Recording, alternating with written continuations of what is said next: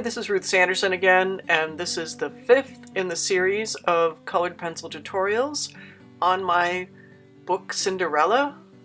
And this is the picture I've been working on for the last 4 demonstrations, so be sure to check those out if you haven't to see how I got this far.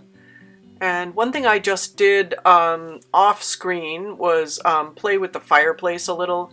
And unfortunately, I don't have a dark gray, so I'm kind of layering. First, I did the shadow of black, and then I wanted this stove to be a little bit darker. You know, it's kind of it's a bit too light a gray, so I was layering some black, and then kind of burnishing it with this medium gray colored pencil. And if you have a darker gray than this, I would suggest using that instead, but this works okay. It's not ideal. You know, you could put some more thin layers of black and burnish.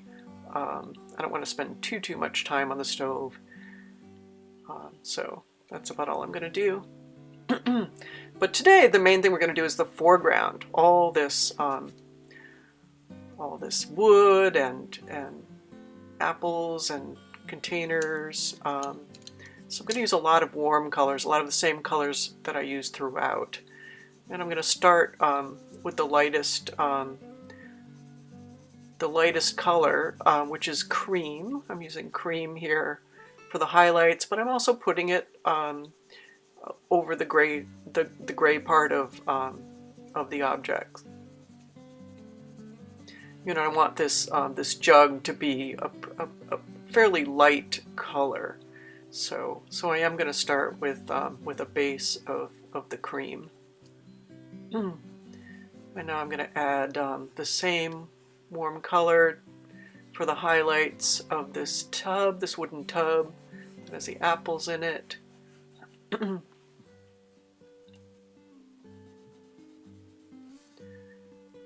The highlight here of this barrel.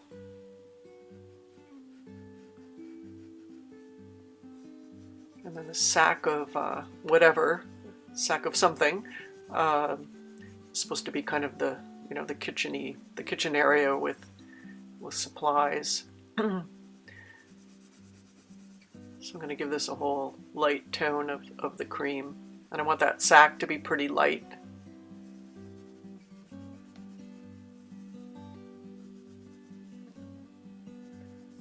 This whole foreground is going to have a lot of neutral, kind of brownish, light brown and brown tones. So I want to differentiate each one of these objects and decide, is it going to be a light object or a dark object? So, you know, as I said, I want to keep this this jug pretty light. So now I'm putting on a layer of sand. And with circular motions, you know, I'm sort of going around what that highlight area would be, and now I'm going into the shadow area as well. And you know, I'm sure if you've seen other demos, you know, a lot of people suggest doing little circles to make layers. And I'm going probably, you know, a little faster than is perfect here, but you know, if you go with nice little even circles, you'll get a very nice even layer of a color. Then I'm going to go over it all again with another layer. Go over my sack here. So I'm keeping this fairly light. You know, the cat is a very warm brownish, orangey brown too, so you know, I want to make sure that what I've got next to him is not going to be the same color as him. It's going to be different so he doesn't blend in. So he stands out a little bit, in other words. And now I'm going to use yellow ochre. Put a little bit of that in this barrel. Sometimes it's fun to really to leave some of the gray. You know, let some of the gray work for you and show through your pencil lines. often these big old tubs would be weathered, and they would, you know, they'd actually be quite grayish. You could almost leave some, you know, you could choose to leave some of these actually gray, but I've decided to add some color to it.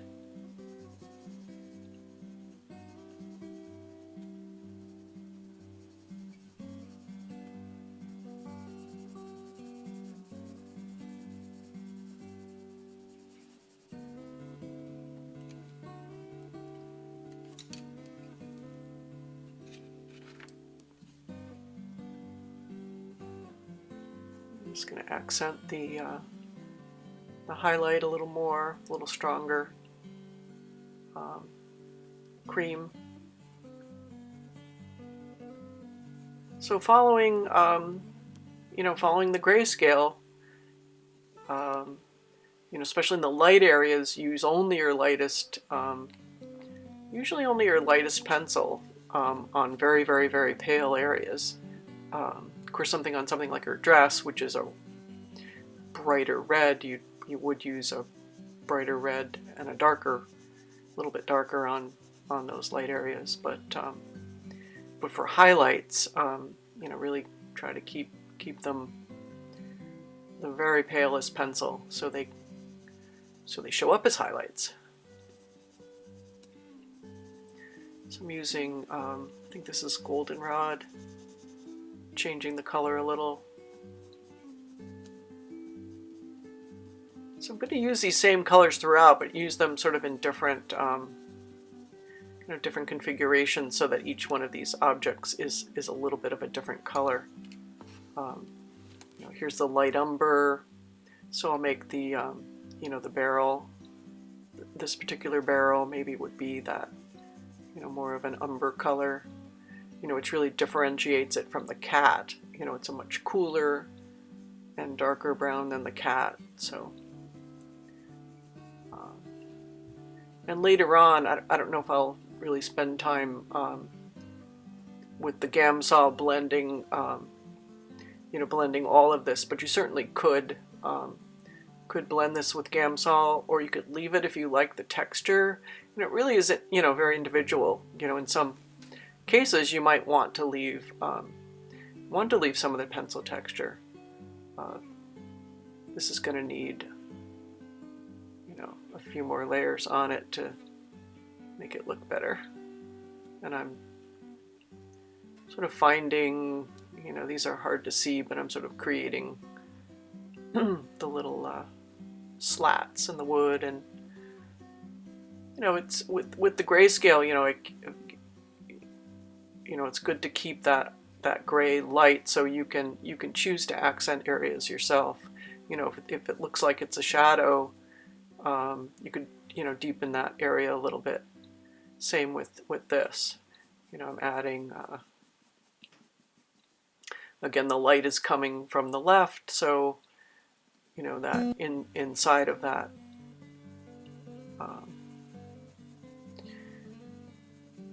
case, or what is this called?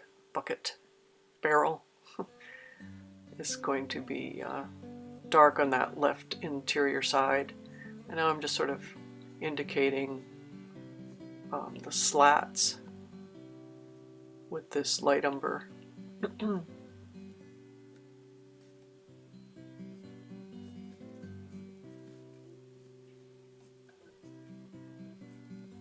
You know, and it doesn't matter if you know, if it's the exact spot that is in the underdrawing. It's pretty hard to see.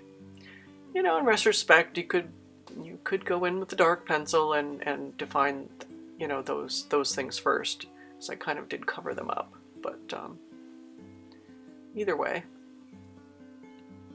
so I spent a little bit of time just making the cork a different color, and now I'm warming up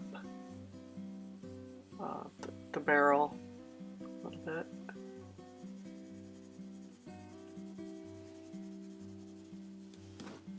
Things like wood are really fun to add different colors and sort of have the colors still showing through, you know, because a lot of times wood is really uneven and does contain different colors.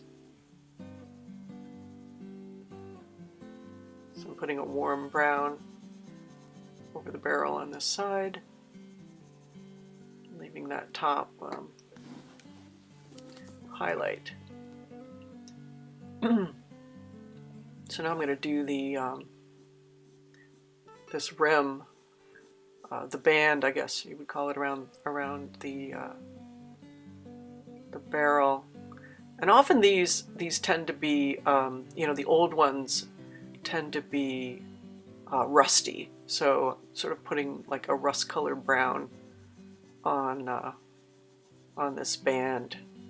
I guess they would start out as true metal, you know, that the gray underdrawing might actually be the color.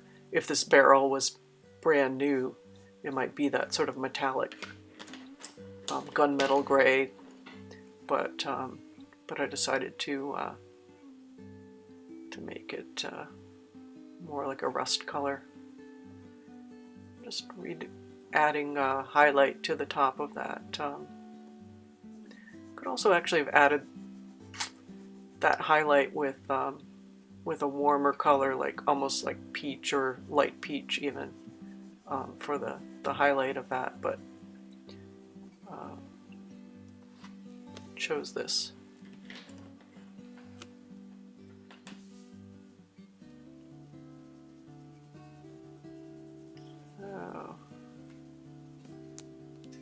Doing this fairly quickly, not being super careful, but this would be a good instance of a good spot to maybe later blend with the Gamsol and get a sort of a really smooth looking area. And here's the example. I've decided to, okay, this one maybe I will burnish with a peach. So it gives it a bit of a different color.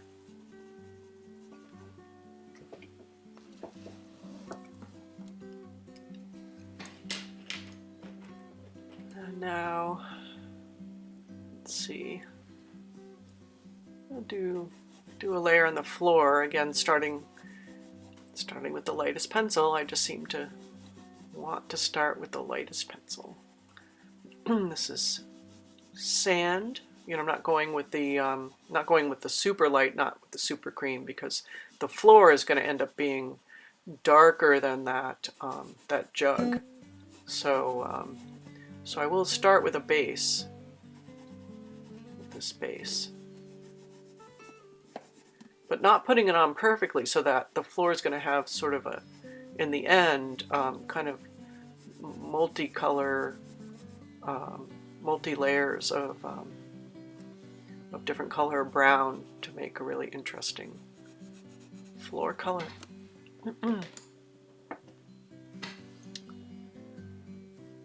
Next, a little bit of yellow ochre, goldenrod, I'm not sure which. I think this is yellow ochre. So building it up, and notice my strokes, I'm going with the grain of the floor, except for right there I didn't. But if you've got a bigger area, try to go in the direction that makes sense for any particular area. So you know, so for the barrels, I'm following the grain of the wood there, and then for the floor, I'm following the grain of the wood here. So I wouldn't go up and down, because that would be the opposite of the way the grain is going. So, and I wouldn't use little circles because I don't want this to be perfect. I want it to be a little uneven.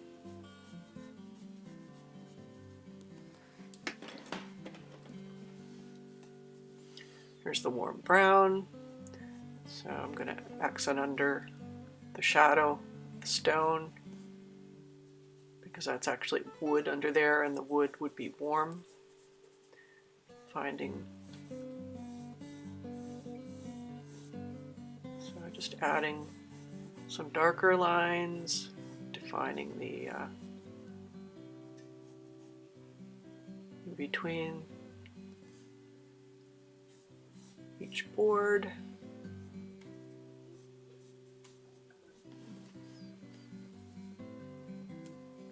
And I'm going to define this edge of this jug just a little bit.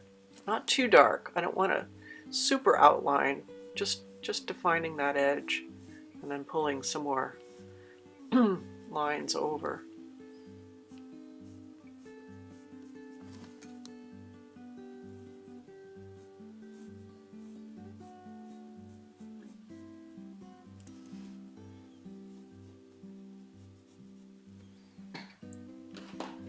Okay. Now here's the goldenrod color. So I've decided for this floor, I want it to be a warm, sort of yellowy, I don't know, golden oak, I guess, would be the color of this floor if you were going to buy it, the stain in a can at the store. And the reason I chose it is that it sort of matches the cat and looks nice with that. So I didn't want to do too bright a floor, or too dark a floor. I didn't want to do, you know, a really dark brown floor because I thought that might, I don't know, just might be too dark. So, and this pulls you right into the cat color. And it sort of leads you into the cat, or it will. And this is a case where you could spend a little more time on a number of layers of colors on this, and then you could choose to leave it, or I'm going to burnish it, and the colors won't all completely blend together. They'll still all be there, but it'll be just a little bit smoother with blending with Gamsol. You also could take the lightest pencil and just burnish this whole thing. You know, that's, you know, the traditional way. You know, you don't really have to use Gamsol if you don't want to, or you don't have any. So I've outlined the jug a little bit more to define it, and I'm going to go in with some more layers. Here's the yellow ochre, just to make this a little more even.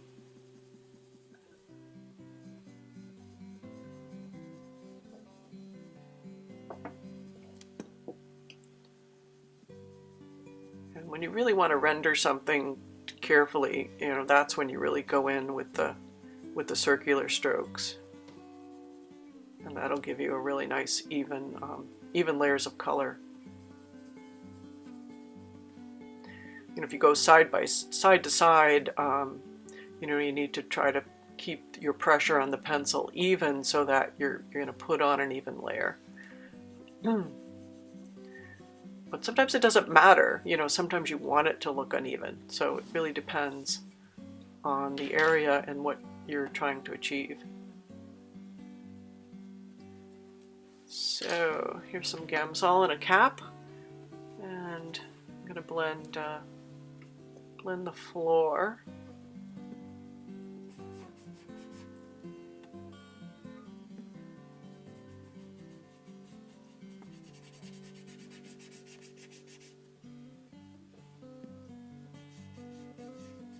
So I'm just going to do a little bit of this in, you know, in the earlier demo where I did the dress,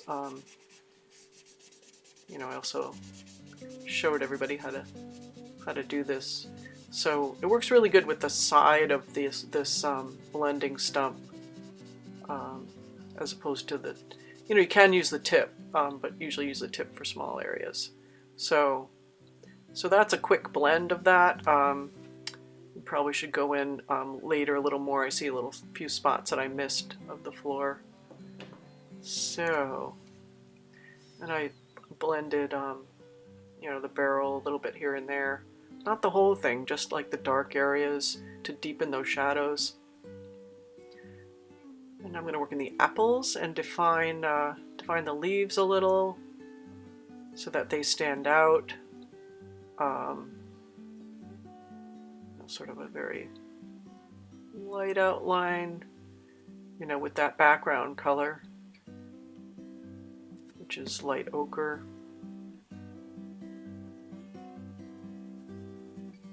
So, you know, occasionally you need a tiny little bit of an outline to make an area pop out.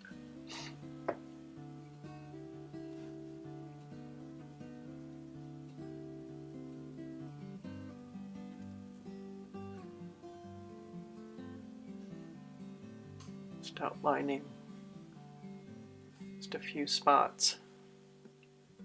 And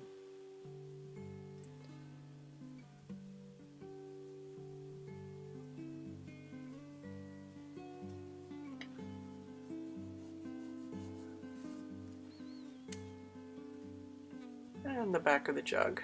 So it just defines it a little more. And underneath, that was a little rough looking.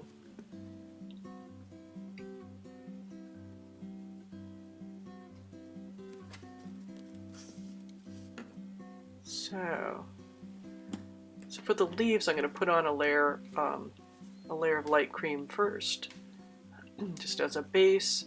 You know, and that'll keep the leaf light if you put a light color on first, because that green is pretty intense. So this will make it a lighter green if I do that. And then on the apples, I'm going to put a light layer of the cream on them too, especially right around the little core there. Usually that's a lighter area on the apples, on apples in general. So sometimes it has a nice highlight right smack on the 1/4 mark. So just lightly giving this a touch of green. Don't want it to be too bright. And I think I'll make at least one of the apples mostly green. Just to give it a little extra color there instead of all red.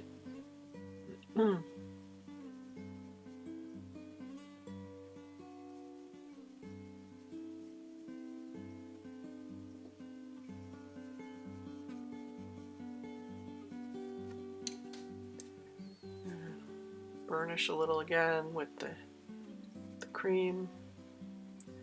Get that highlight, burnish that highlight, and that light area again, you know, always thinking the light's coming from the left, so that left hand side is going to be brighter than the shadow side. And we'll just maybe add a couple little spots of green, you know, a not quite apple, red, not quite ripe apple here and there, but that one will be almost all green.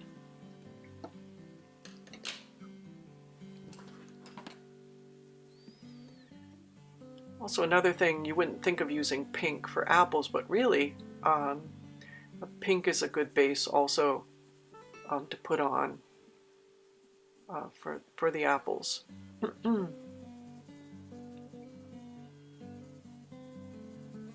So you're building them up slowly.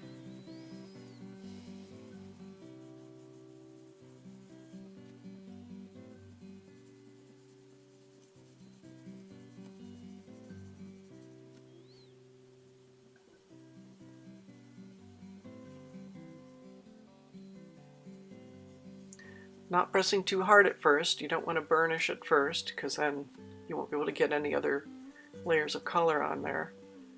So you keep it, you know, keep it pretty light.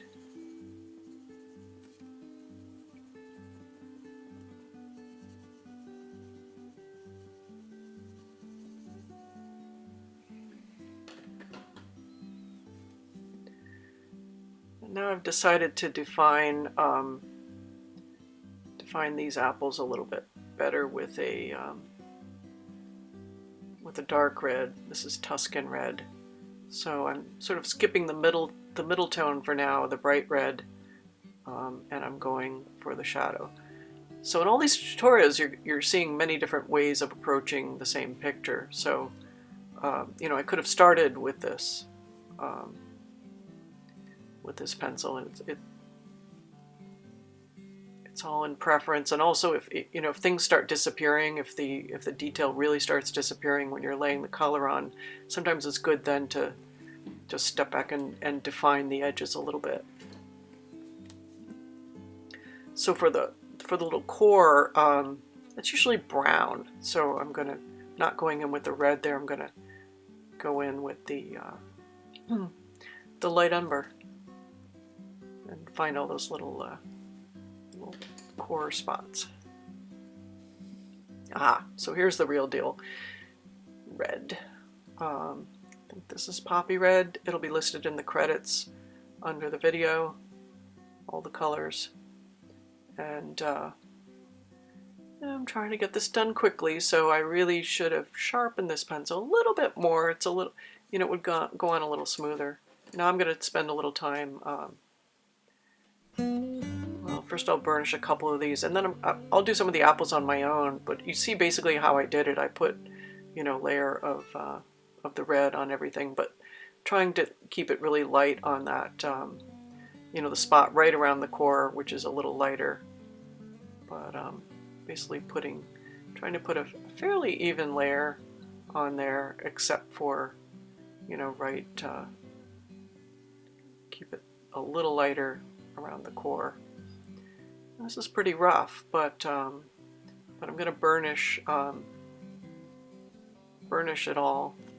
And you can burnish it with the cream. You can also burnish with the pink pencil.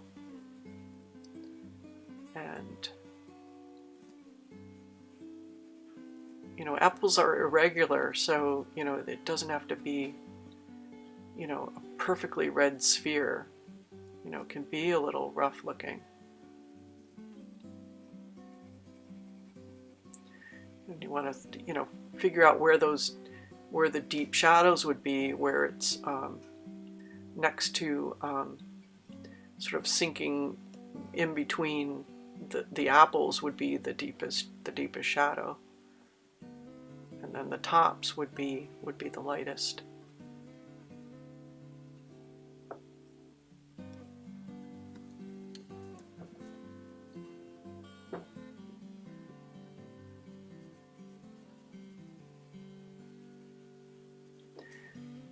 You know, there's all kinds of little specks in here, so you know, you would want to go back in and you know, find those, and you know, you can burnish a little bit. You know, after you've burnished with a lighter pencil, you can go back in and press down a little harder with the, you know, with the red pencil. You can also smooth this out with the Gamsol. You can blend it with the Gamsol too, you know, after you've got all of them rendered. It's really up to you what you know, what you want to do.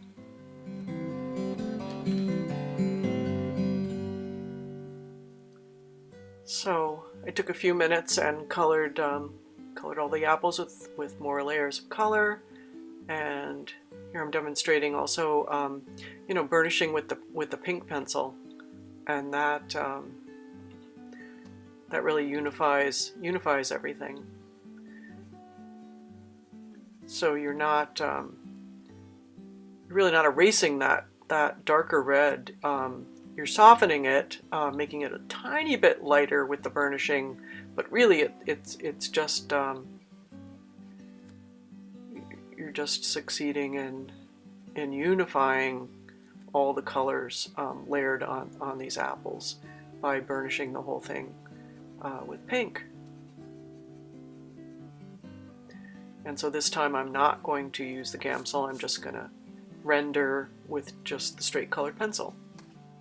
So here you have it. We're finished with the picture. I hope you enjoyed the tutorials, and we'll see you on another occasion for another grayscale tutorial from one of my other books.